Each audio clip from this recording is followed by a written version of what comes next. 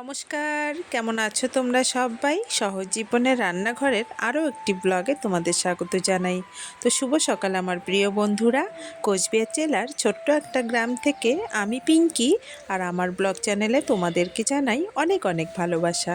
তো তোমরা যে যেখান থেকে আমার ভিডিওটা দেখছো, আশা করছি সবাই তোমরা ভালো আছো, সুস্থ আছো, আর আমরাও ভালো আছি। তো দেখো, আজকে অনুষ্ঠান, আর সকালবেলা উঠেই আমি আগে সবজিপাতিগুলো ধুয়ে বারান্দায় ঢেকে রেখেছি। আর কালকে যে সন্ধ্যাবেলা ফুলটা মালা গেঁথে রেখেছি, সেই ফুলগুলো বাইরেই রাখলাম, কারণ কীর্তন তো, পূজা তো বাইরেই হবে, তাই মালাগুলো বাইরে রেখে দিলাম। আর এখন রাঁধুনিরা আসলো রান্না করতে। তো ভাগবত নিয়ে আসলো, আর ভাগবত আনলে উলু দিতে হয়, তাই সকালবেলা উলু দিয়ে ভাগবতকে ঘরে নিলাম।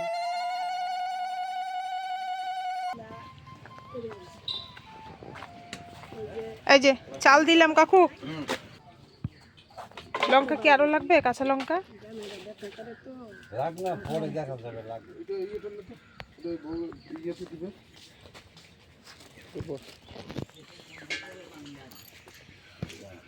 ওইটা ওইখানে দাও। এটা ও সবজিগুলার জন্য লাগে না, এমনি এমনি রাখলেই হয়ে যায়। জল ভরা হয়েছে? হ্যাঁ, জল। তো দেখো বন্ধুরা, বাবা এখানে মিষ্টি দিল। এটা যে এই যে ভোগ লাগানো হবে, ছয় গোসাইয়ের 17টা কি 18টা এরকম ছড়া বসবে, তার জন্য মিষ্টি। আর শুধুমাত্র গোপুসোনা আজকে ঠাকুরঘর থেকে এই ঘরে আসলো ভোগ খাওয়ার জন্য। তো আজকে সারাদিন এই ঘরেই থাকবে, রাত্রেবেলা গোপুসোনাকে এই ঘর থেকে আমি ঠাকুর ঘরে নিয়ে যাব।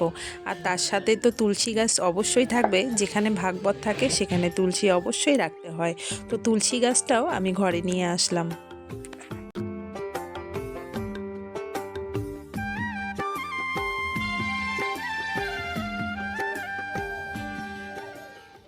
যেখানে আমাদের ভোগ লাগানো হবে সেখানকার রান্নাবান্না তো আলাদাই হয়, তো এখানে অনেকটাই রান্না এগিয়ে গেছে। তো এই রান্নাটা এখনও শুরু করা হয়নি, আমার ভুজি দিয়ে প্রণাম করা হয়ে গেলে রান্নাটা শুরু করে দেবে। তো প্রথমে পায়েস করবে দাদা, ওদিকে মানে দুধগুলো ঢালছে, আর আমি ভুজিটা দিয়ে প্রণাম করে এখন যাব ঠাকুর ঘরে। তো তার আগে একটা ছোট্ট কাজ আছে, সেটা হলো যে মাটির যে জিনিসপত্রগুলো নিয়ে আসে সেগুলো তো আগের দিন আনা হয়ে গেছে, আর এই সরাটা বাকি ছিল। আর এই সরা ভেজানোর কাজটা আমার, কারণ আমি ছোটোবেলার থেকেই যে কোনো মাটির জিনিস ভেজাতে আমার খুব ভালো লাগে। দেখো কেমন একটা আওয়াজ হচ্ছে বুদবুদির মতো। তো ছোটোবেলা থেকে সেই বাবার বাড়িতে গিয়ে আর শ্বশুর বাড়িতে গিয়ে আমার এই মাটির জিনিসগুলো আনলে পরে আমার ভেজাতে ভীষণ ভালো লাগে। তো এখানে গোপাল সাবার আয়োজন করে দিলাম, এখন উনি বসে গোপাল সাবারটা সকালবেলা দেবে, আর পঞ্চপ্রদীপটা রেডি করে রাখছি, পরে লাগবে। একবারে বলতে পারো না?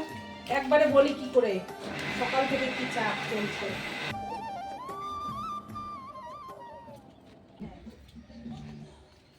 অনামিকা, আমার একটু গোবিন্দের সময় ভিক্ষা দাও।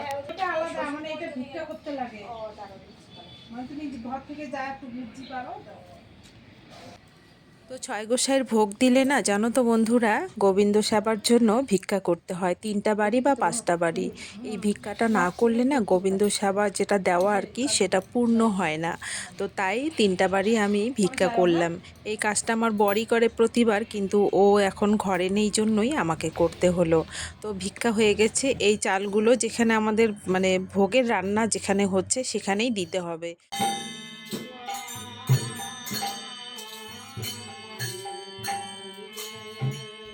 সেই সকালে যে ঠোঁটে বোরোলিন দিয়েছি, ঠোঁটে বলতে ওই যে জর্গোটাতে, আমার আর হুঁশই নেই যে আমার ঠোঁটে মুখে চুন লেগে আছে। সবাই শুধু বলছে মুখে কি মুখে কি, আমি যে মুছবো বা আয়নাতে দেখবো তার সময়টুকু নেই, জানো তো। তো আমার তো ওই ঠাকুরের এখানে পূজা দেওয়া হয়ে গেছে ফল মিষ্টি দিয়ে। তো মামা শ্বশুরের বাড়ি থেকে অনেকেই আসছে ফল মিষ্টি নিয়ে, তো আমাকে বললো তুমি একটু বানিয়ে দাও, তাই আলাদা করে আবার বানিয়ে দিলাম।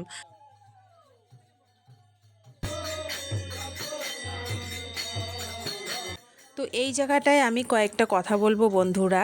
এখন আমাদের যে গোবিন্দর ভোগ লাগানো হলো একটা ঘরে, তো মানে ভোগটা লাগানোর পরে কিন্তু ঘরের দরজা জানলা সব কিছু বন্ধ করতে হয়। আর বাইরে যে ভোগ আরতির যে এখন গানটা হচ্ছে, আমাদের যে গোসাই মানে ওনাকে দিয়েই আমরা করাই। ওনার বয়স কিন্তু প্রচুর, এর আগেও আমি বলেছিলাম, এখনও ওনার চোখের জ্যোতি বলো, গলার সুর বলো, সমস্ত কিছুই মানে কি বলবো, মানে উনি আরও অনেক দিন বেঁচে থাক, এটাই আমি কামনা করি। তো এই সময়টা আমরা গোবিন্দকে যে মানে যেভাবে আমরা পূজা করি বা যা কিছু ধূপ ধুনা দেখিয়ে যেগুলো করি আর কি, সেগুলো কিন্তু এই গোসাইকে করানো হয়।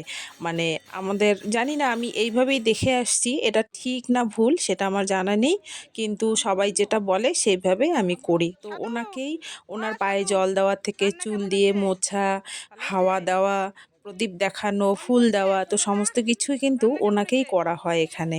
কতটা ঠিক কতটা ভুল আমার ঠিক জানা নেই, তোমাদের যদি জানা থাকে আমাকে একটু কমেন্টের মাধ্যমে জানিও যে ওনাকে আমরা যে গোবিন্দ হিসাবে সেখানে বাইরে পূজা করি সেটা ঠিক না ভুল। তো এটাই আমার মানে জানানোরও মানে তোমাদের বলার ছিল, আর কিছুটা আমার জানারও আছে, তাই তোমাদের বললাম যে তোমরা একটু কমেন্টে আমাকে জানিও তোমাদের যদি জানা থাকে তবেই। আমি আজকে টার্গেটে আছি, কিন্তু তোর উপরে ফাঁকি দিবি না আজকে।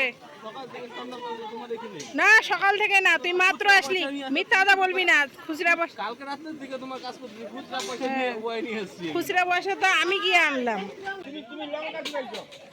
চিনি, আয় চিনি, চিনি মিষ্টি হয়েছে, মিষ্টি হয়েছে।